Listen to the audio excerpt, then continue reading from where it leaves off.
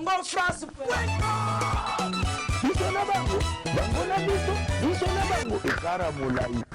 France.com, site ya Kolo Masolo à danger, Masolo Kitoko. Amis téléspectateurs de CongoFrance.com, merci beaucoup pour votre disponibilité dans cette émission Tourbillon de CongoFrance.com. Aujourd'hui, comme d'habitude, nous avons reçu pour vous un artiste congolais. Il s'appelle M. Paty Mbengani. C'est avec lui qu'on va essayer de développer sur tout ce qui est actualité, surtout l'actualité musicale, l'actualité du Congo, l'actualité des artistes congolais. Tout est l'actualité et que parce que la carte CongoFrance.com tellement ébélé, oyo va intéresser à biso, les pouvoir passer actualité na bango. Mais tout est actualité à l'élo mikolo yo ezolo bela nini surtout en artiste. Ndé l'élo tout yami monsieur Paty Mbengani banque ya Bilamba. Oyazali penepe nangai. Là je m'en vais déjà lui dire bonjour monsieur Paty Mbengani banque. Bonjour PDG Didi Pumba. Bah oui CongoFrance.com. Nasima caméra to moni mukonza baluba. Vraiment merci beaucoup l'invitation na yo. Vraiment on a un plaisir à coller parce que CongoFrance.com. Et dit CongoFrance.com. Okay. Dans le monde entier, et puis toutes mes salutations là, sur CongoFrance.com. Tu es toujours fidèle. Dans l'émission, nous avons artiste Paty Mbengani, Banque Bilamba. Ok, Paty Mbengani, Torolo Belamakambu, tellement ébélé, surtout Bato Rota Labiso. Vraiment, non, c'est un ça l'a vraiment disposé pour l'émission. Parce que l'émission, c'est une émission socio-culturelle. Et puis, Torolo Belamakambu, tellement ébélé, surtout la musique. Et puis, il y a l'actualité et belé à artiste. En plus, Naïmo, comme c'est Paty Mbengani. On a quatre émissions autour Zobozi, Oazaki, porte-parole. Il y a Kofi Olomide. Comment est-ce qu'il y a Koufa qui va vérité et belé au Paty Mbengani à Robimisa par rapport à Kofi Olomide déjà. Parce que Paty Mbengani, Kofi Olomide à Boakae. Et belé, Paty Mbengani à sa père. A ça même Kofi Olomide Bilamba. Boyo qu'on a quatre émissions, vous avez toujours branché. Et puis Boyo Kalisso sur Paty Mbengani, or le Makambuya, il y a Zobozi Nenga Otokufa, Nabi qui va avec une relation Nina Zobozi. Et puis en plus, Paty Mbengani a le Makambu tellement ébélé Oyo, et ça l'actualité. Bon, ça l'a toujours pensé, mais c'est Paty Mbengani bon Kabilamba. Tu veux dire qu'il va bien redire à Kabilamba, les jours le bain. Tu veux dire qu'il y a la Tarabayoji, il y a la Tararocho, la Tasso Sumikolo, Nini. Makoko. Il y a Cyril Kina. Non, moni vraiment il a un jeune talenté. Ça peut être un jeune talent. Cyril Kina jeune talent. Et là on a eu le bango penate. OK. Parce que le toi un message il y a triste. Vous allez dire master nabiso Zobozi. Alors il mutambanga. Parce que biso kinoa amtambanga. OK. Masana biso Zobozi Atotsikabiso. C'est quelqu'un que je connaissais personnellement. Et puis vraiment donc nako calculer ba jeune talenté na émission parce que tous un message Yamawa, tout perdre sous grand chroniqueur papa na biso bolo bonza quoi. OK. Donc tout car le 19 là le 20 septembre tous en sous na deuil national to perdre ma compatriote na biso au bana congolais. Donc tout ko s'hazarder te obeta masolo ba jeune talent Cyril qui n'a jeune sapeur tout s'hazarder dans obeta masolo wana te. Donc masolo il y a très important à lui parce que Congo il y a pays moko il y a hyper riche ba ko fara le roi bantabate. Faut qu'on fasse quelque chose afin que tout changer parce que ngabe na amutabilamba bien sûr mais dans un bagage intellectuel. Il a le barra, au bout d'un moment, il s'appelle Paty Mbengani, mesdames et demoiselles et messieurs, Toyokae. Par rapport à l'actualité, Oyo, Bozomona surtout, Makambuya, la mort de M. Zobozi en Angola, et puis à Koufelaki, moi, c'est Naya, après Yemo Ope, à Oti, soi-disant, parce que non, tout le monde est corté, à Koufi. Mais c'est Paty Mbengani, vous avez une relation proche avec M. Zobozi. Vous avez une relation proche avec M. Kofi Olomide. Comment ça s'est passé avec M. Kofi Olomide? Vous avez une relation? Non, au moins, Kofi Olomide, c'est un grand artiste. A sali ba œuvre na yo. Montaro, so boyango se kozala oza mutu mo ozalaki na Congo te bi ozalaka na monde te. OK. Mais Koffi Olomide c'est nga to une relation étant que ngana parti mbengani ya la artiste. Ngana ina poussa na succès. Na kenda pa na e asala nga dédicace. Relation to ngina yango ngwana. Ya te roi petit musu ba mukala rien. Ngana tiko za jamais mukala musicien mo roté. OK. Ngana agi étant que congolais, na poussa na la gaz ba musicien ba boira ngai ba papa yemba ngai ba Koffi ba yemba ngai na kenda ba Koffi. Asala nga ba dédicace relation to ngina ngo ya ngwana esili. Na rôle ba suma musu te na ndolo ba na pesa ke na saki boy. Ça sert à rien. On est comme na ba si ba conversation ba gaminerie. Donc na ko comme niveau maintenant le ba na pesa ke boy. Na saki boy non. Moi na comme na côté le na G à Zobozi. Donc na ko na G à Zobozi te. Merci beaucoup. Mais ce qu'on côté na G à Zobozi te mais Zobozi autokufa par rapport au pays Mahamad Misaki a Koffi Olomide ba Sirène ba Koffi Olomide pesa ba Kiss Mahamad belé Zobozi à lobby. Après avec Okufa déjà ba impression na ezani ntango qui information non déjà là je souhaite mes condoléances la famille proche il y a Zobozi et puis la famille nyonso ya batambanga ba porte-parole nga ba batambanga ba porte-parole nyonso ya Congo ya RD Congo il y a musicien nyonso na pesi bango étant que Zobozi c'est un artiste il faut vous rappeler Zobozi a un musicien va comme porte-parole donc mes condoléances à tous les artistes et musiciens il y a Congo. Parce que Zobozi, c'est un artiste, un musicien, avant comme porte-parole. On va tout éviter. Dans le quartier, dans le nini, dans la Gibson, dans la Kini, voilà. Ils sont tous dans la bandoliste. Même on va éviter un jour dans cette histoire. Zobozi a dit musicien, avant comme porte-parole. Donc mes condoléances à tous les artistes et musiciens, et puis à tous les porte-parole du Congo, et puis la famille biologique naïe. Donc, si on a témoigné pour Zobozi, c'est un Kinois, c'est un courageux. À encourager parce que yo au début dans Congo on ça les a ratés so ba compétition de comment appelle le non porter parole il y en a mieux au pour nani il y en a mieux au ba danseuse il y en a mieux parce que ils appellent lié à mo cannabis il y a pas de boulot au Zobozi a appelé moi soit il a un diplôme marqué ça là place boulot athée Zobozi yango a comme na point qui a comme porte-parole a comme tambanga porte-parole Paul Kaka kwanga aller sa famille aller sa bana aller sa nini voilà mais c'est triste Koffi dans la circonstance moroboé et ça grave mais et ça liwa faut rappeler que la mort ce n'est pas une fatalité c'est une réalité voilà na monora Zobozi a Koffi na kombo ya Koffi Olomide. Il y a quelque chose qui s'est réellement passé entre Yé et Koffi Olomide. Mais certes, et là, Koffi Olomide parce qu'ils ont travaillé ensemble. Il faut rappeler que Zobozi, parmi Bato, qui ont sa Koffi, coup de pouce. Bato va vivre à Koffi, tant Koffi a une carrière, il y a qui star. Koffi est déjà qui est musicien. Mais Zobozi a une époque où Koffi qui star veut dire en plaire la musique veut dire Zobozi a contribué na buzz na sala na TV na mbanga makela no sala Koffi nga batu musu parvenir Koffi nga musu papa mba po Koffi a régné donc moi bon donc veut dire Zobozi a parmi bateau pe a tagi moi quelque chose na quartier latin pour et qui n'est pas à niveau ne comme lelo malgré tout Koffi est mort à mettre et puis il est mort à mon conduit à quartier latin mais il y a eu des gens comme Zobozi puis là tu me souviens pas les cas l'artiste me souviens autant pas comme les cas donc mais c'est triste liwa Zobozi ils sont tout et ça est triste mais faut rappeler que liwa est la réalité mais liwa réalité à Koffi na combo y artiste Koffi Olomide na monoko na ye ça veut dire que tant on penazo kufa si c'est réel que Koffi Olomide Montasala qui est bon ou si c'est réel qui a kufa qui na monoko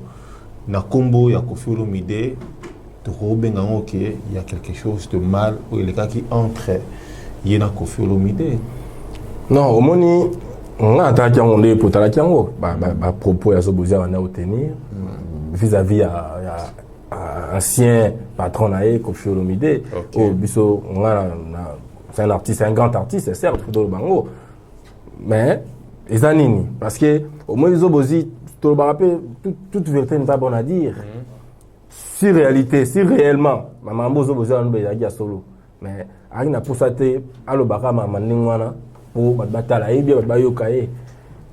Donc on a condamné était parce que ça il n'est plus là. On condamné était. Mais le bar toute vérité n'est pas bonne à dire. Mais on peut Zobozi dans le bar.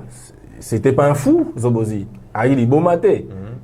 Donc mais et la vérité moi bon on va la vérité mais Marambo ya Misaki elle était ma somme même moi j'osais même pas aussi ça ma mission en ça parce que tellement c'est quelqu'un que je connaissais na autant l'émission ça va nous kota babuzo ba na zappé parce que tout le bar toute vérité n'est pas bonne à dire attends moi si bokabwana na e veut dire ma bemo no faut pas ko le barango faut pas ko bimisa ngo Marambo ya Zobozi était ya bato belé elle rose na master non vous avez bien vous vivez bien vous vivez pas bon moment to le bato Zobozi il a confié ba vivra ba mauvais moment oh il y a le ba na TV ba la pe na période mo ba vivra pe nga na ta na TV na kini parce que Zobozi na kini ole kada na TV nga na kini na tala na TV na kini ati bi na papa emba to lata na ba clip na nzemo pa emba maman.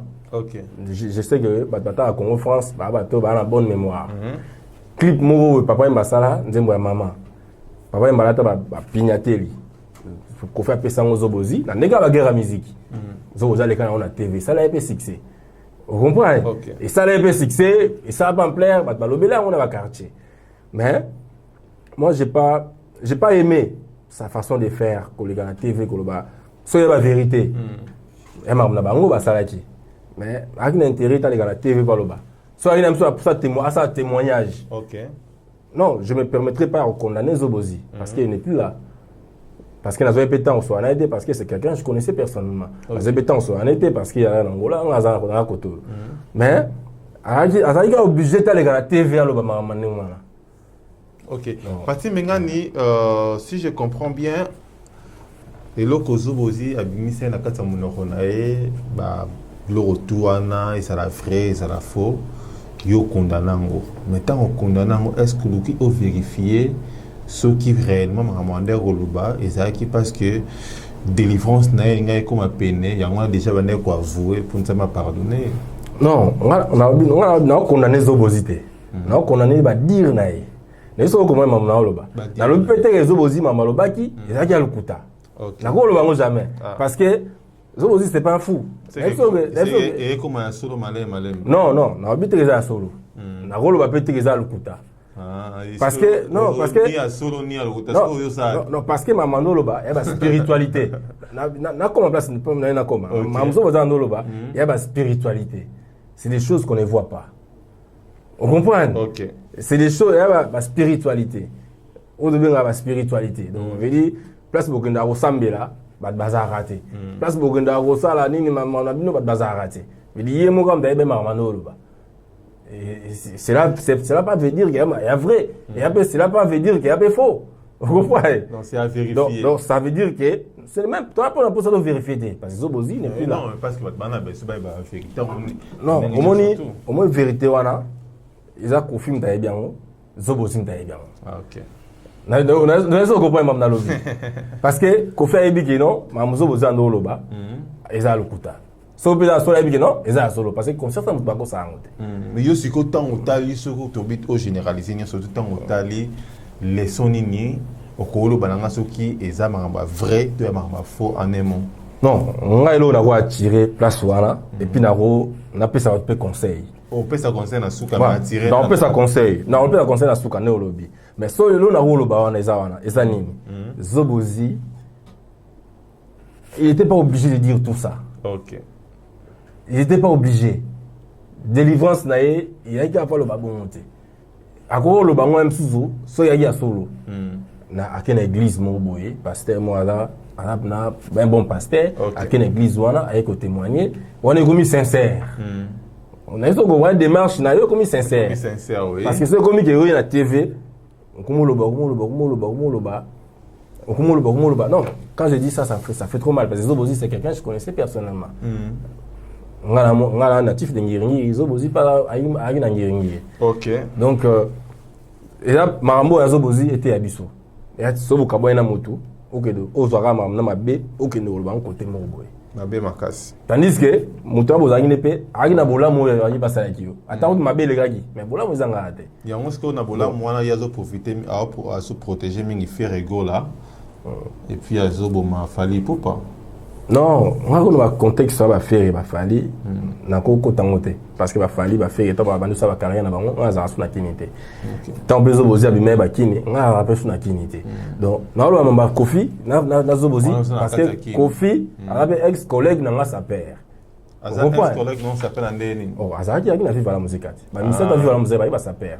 Ba ex collègue na nga sa père. Ya mo marambu Kofi na zo kotang na côté la été parce que na intérêt na été. Au côté la ex collègue na. Non, Kofi Olomide na yaki out. Ex collègue na yaki out tanga bete nzeli mo sabo. Na yaki beta c'est. Parce que je suis pour la justice. Donc, la justice c'est ça. Ok. Je veux dire, Zobozi Mambasanaki, n'a pas condamné parce qu'il n'est plus là. On a le droit de condamner ma mort. Ok. Donc, n'a pas le droit avec ma amie sur étant même à ça mon thème. Parce que c'est quelqu'un que je connaissais personnellement. Mais, dire il est trop fort. Ok, toi analyser et là on se parti mengani parce que mon actualité oyo les autres circulé na kati ya République démocratique du Congo et circulé na internet surtout ba Congolais baza très intéressé na actualité wana tu comment na ba Jibien Piana ba Wiranson ba pina apporter parole na bango sotobi parti mengani tous à la réaliste ba porter parole baza proche il y a ba journaliste il y a président na bango ni toujours ni Sankara de Kunta baza proche il y a Wiranson to rôle ba Sankara de Kunta ayebi ba vérité makasi o Wiranson na sala pe o sala atilelo. Non, on vit bien tout la réaliste et ça que ceux qui au sala na ou raté vous en avez des problèmes. Tout ça va réaliste par rapport il y a Wiranson na Sankara de Kunta parce que Sankara de Kunta ti siko azara vivant. Donc avant que Sankara de Kunta un jour paye pas tout bela tout banader ko dévoiler mon siko. Est-ce que Sankara de Kunta azapena ba secret moko caché oyo ayebi il y a Wiranson? Non, les gamins ba secret. Bah secret monsieur a un bon sens, dans le sens à bien, c'est ce que monsieur a sens à ma bien. Non bah secret autour bah au niveau oyo Zoboza bimisaki parce que Zobozi ton en euro bimisa. C'est 85%, les qui est ma bé tant sous 15%, c'est qui a bien.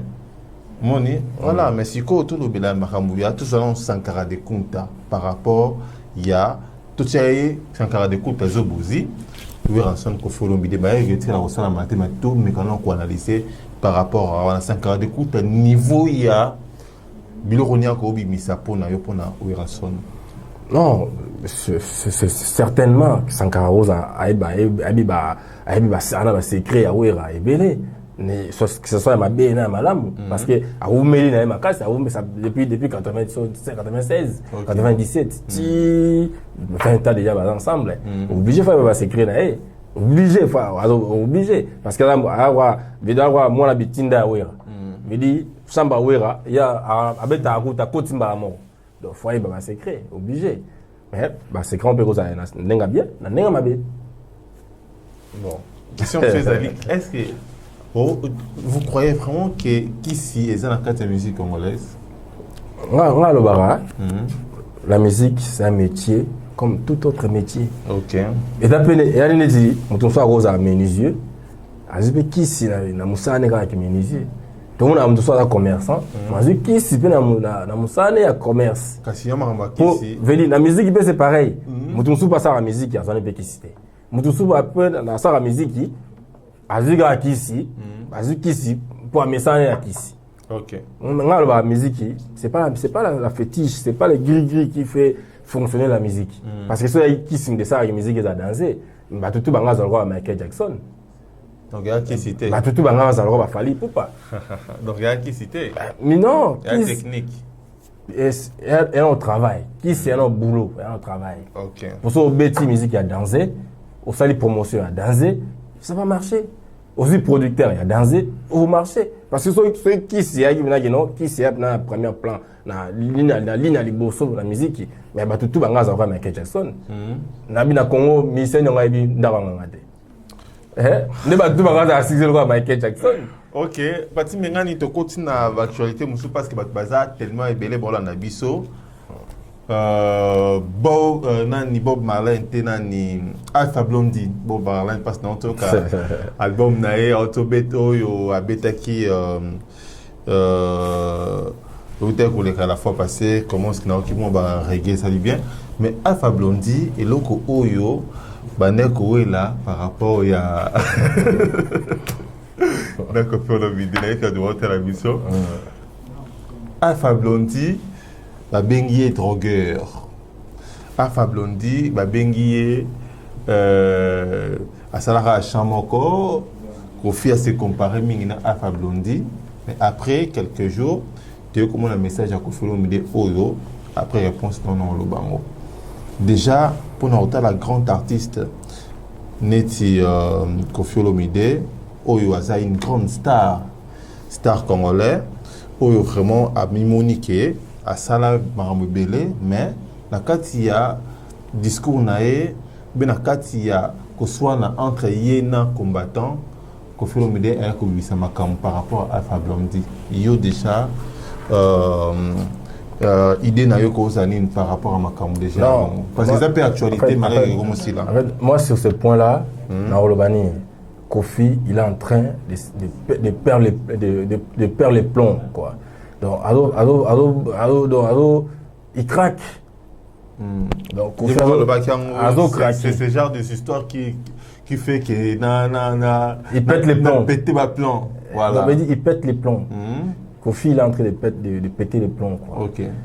Donc, dans le sens parce que on mesure grandeur à un côté. Il y a qui Kofi nae. Qui Kofi nae. Il va place à autre côté. Mal encadré. Non, il y a beaucoup pour s'encadrer matin. Bien sûr. Non, parce que au moins Kofi niveau commis bandagi, Tiako Malelo. Tiako Malelo, il a fouillé à travail. Ah bon? Ouais, il a travaillé pour qu'on manenga konenga zalelo. OK. Mais elo o ya osala. Donc elo mo ndialo, obi tango lolia, aussi solia, on a aussi solia te mozi au cracher dans l'assiette na. C'est ça qu'il est en train de faire. Okay. Parce que Kofi, il aurait habité dans Poto, c'est l'artiste congolais le plus populaire dans la diaspora.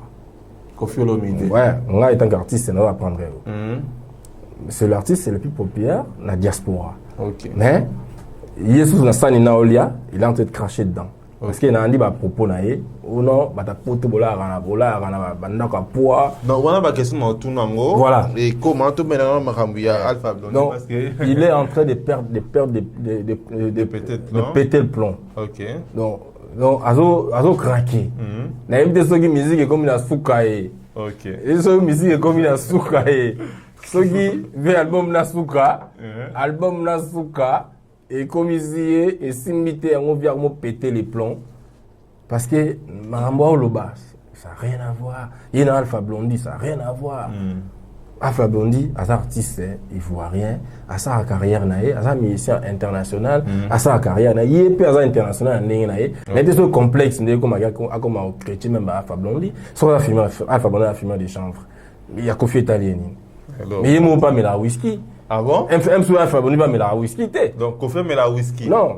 La Zoloba, à passant. Parce que il y a un mélaramaï, tout ça, mélarane, masanga. Et ça, c'est que, non. Alpha Blondy, mélarane, drogue, mais Kofi met mélarane whisky. Non, c'est ce qui est normal. On a reconfirmé que Alpha Blondy mélarane. Ah oui. Na mon anamte. OK. Mais, Kofi, c'est un fumeur de chanvre. Moi, on a Kofi le mettre dans le bac, faut peser ses paroles. En plus na grandeur na zanango qui artiste na nyonso asala musique na sala ya danser donc na suka ya lokazo fini ka on vunga vidéo ça il bloque à danser mozo finga vunga bo da mona ngo souté donc et là on a compris ce qu'on a comprendre était parce que azo peur de pédale donc ah bah sousou il sait pas c'est quel pied je vais danser après avec aucunement musica comme quoi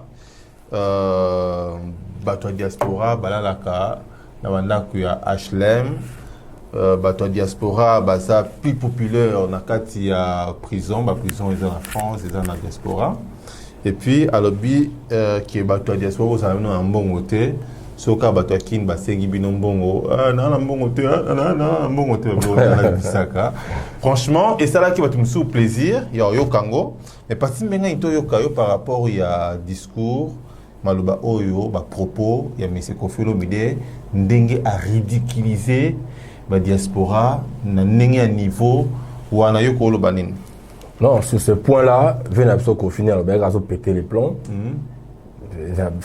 Voilà, a pété les plombs parce que pour anime, so tali lelo qu'on a Congo, peuple congolais, badan nourri, logé par la diaspora. OK.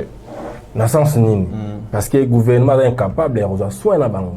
Parce que chaque mois, tout le monde, tout en diaspora, chaque mois, atteint atama 20, atama 10. Pour bande ko kuna balia. OK. C'est que yo batandi ngolo bakeno bata diaspora, ozo cracher sur bango. Et puis Yemoko, Koffi Olomide est un grand artiste, il a ses respects. Mais Yemoko, quoi comme le grand, il fallait remettre à Bercy, à remettre à Olympia, à remettre à Zénith. Zénith, on va pas côté. Tout le monde va miner le gouna. Tout le monde va miner le thé. Tu vois que la bise n'a pas congolais. N'a moins d'ambo va ivoirien, moins de trois va camerounais.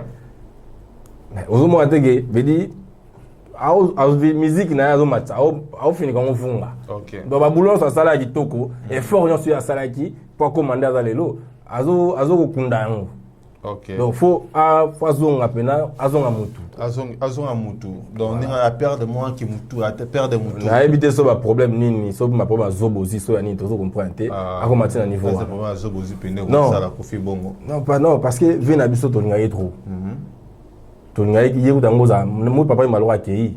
Ye fa za wa monima. Le roi va vivre au chiro. Moi va vivre au chiro kunda bon honneur, na ba respect. Le roi papa Lombo Makiadi.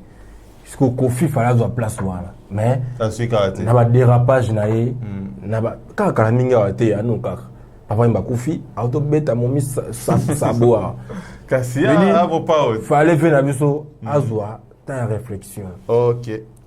Avant d'après azwa temps réflexion azwa temps qu'est-ce que je peux faire pour la zonga bato ba molinganga parce que na biso bien ngwati que Koffi na diaspora Aza l'artiste le plus populaire dans la diaspora. OK. Mais puis sur le tour n'a fait musique n'est pas rebelle, quand la musique est pas tout parce que à la moto c'est bien ça tout la musique naïe. OK. Si quoi soit tobi to qui na sens positif, so tobi to tia à part Koffi Olomide parce qu'il trop buzoba, trop beta, trop loabe, à part Koffi Olomide to tia à part musicien nini congolais auto rose le baké musicien oyo aza musicien moko to tie na classe to papa ambassadeur to tie na classe à l'école. Non, mon en tant qu'artiste, na ko pour na tege émission mo boye. Nabi yo ana yambi yo étant déjà un Congolais, de deux étant Mutumoko Oyo, asa donc étant artiste, un Congolais et puis étant artiste et puis étant invité Nangai Oyo, la biso qui est sujet de développement, il va sujet belé où il sera bénéfique pour notre bateau par exemple sur congofrance.com. Non, jusqu'à présent, tu es pour opponent, jusqu'à présent, beaucoup élevé na rang, il n'y a pas où pour remplacer. Jusqu'à présent, tu as na Koffi, mais tu l'as lié pour le dérapage naé. Mais à part Koffi, bah là c'est belé na Congo tu as un artiste talent yango siko na bio pour na moko yango siko yo na embarras de choix parce que tu as na Koffi vient na biso Koffi Olomide ba waze kwa bazali vient na biso ya Montfleury ala talentier à danser mais musique na ya baby au baby sango na ba dérapage na ye na ba dire na ye na ba buzoba na ye na ba méchanceté na ye donc yango moni moi to tsaina na rang na place wana ezati parce que normalement yem dazawana parce que ndazimba simbi asimbi veut dire asimbi drapeau ya musique à Congo to le bango to beta ekotita yo monaki yango mosalaki na ba canadien ba américain ba zobi nango na ba footballeur européen ba zobi nango so ba tse babi mais vient absolument yemo azo comprendre grandeur na été na ba buzo bana tout ça là. OK. Voilà. Merci beaucoup Pati Mengani, c'était une émission de congofrance.com présentée par monsieur Didi Dipumba de Congo France. Merci beaucoup Nabino Madouboulana Kibiso na kata congofrance.com. Pour vous, j'avais invité M. Pati Mengani, ou Azali, bien que Pati Mengani Banka Bilamba, celui qui est Nakati à plateau pour tout développer. Voilà, tu comme une presque une émission. Pati Mengani, moi quelques mots, tu as dit qu'il y a un album déjà préparé, tu as dit qu'il y a à chaque fois un magayo. Et le point est que jamais que Zanga, Pati Mengani, au sein de l'album. Nayo Okomiwapi et puis c'est pour quand déjà au Boka album Nayo. Non, on a rappelé Batunion sur Congo, Balandia Congo France.com. OK. Qui est artiste à la Bino Ronde Boyebi. Tout ça dans un studio. Là ça il y a 80% à Misala. Donc album est presque prête. Tu as 6 chansons, la générique moko.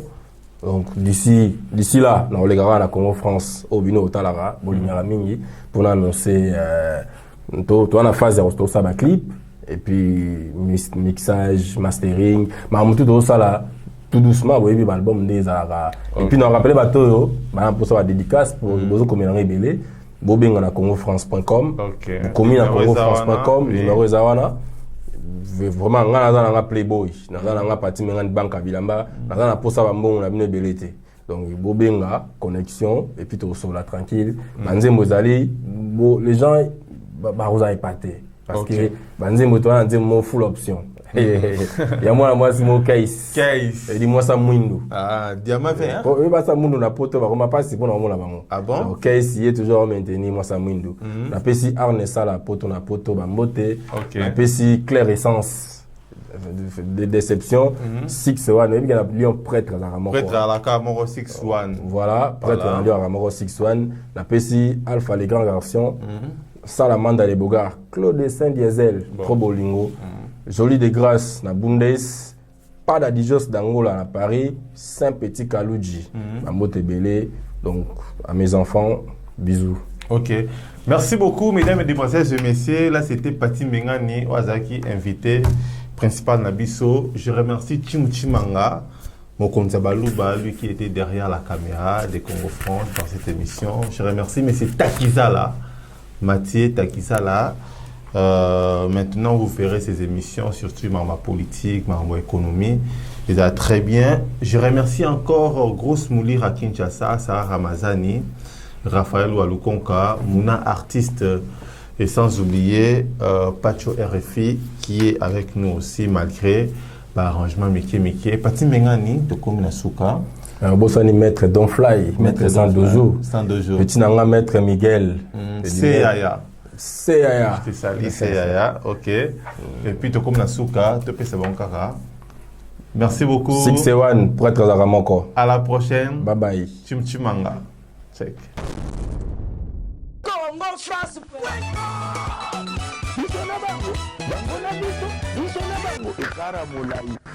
France.com site ya Kolo Masolo danger Masolo kitoko CongoFrance.com